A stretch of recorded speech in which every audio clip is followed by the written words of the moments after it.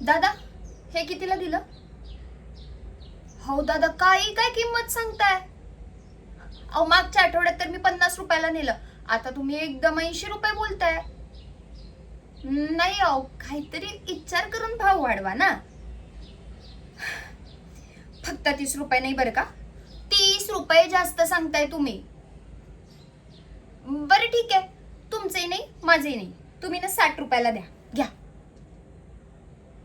हो द्या की हो दादा, असं काय करताय? नेहमी तुमच्याकडून घेऊन जाते की नाही मी. आता दिवसभर इथंच घासाघीस करत बसले तर घराकडे स्वयंपाक कोण करणार?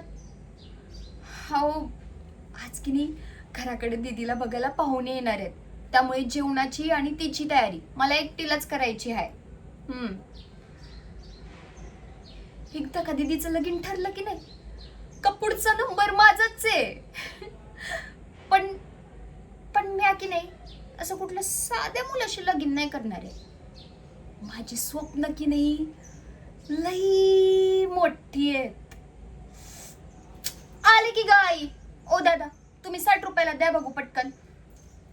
हे घ्या, म्हणजे तुम्ही बी मोकळे आणि मी बी. द्या.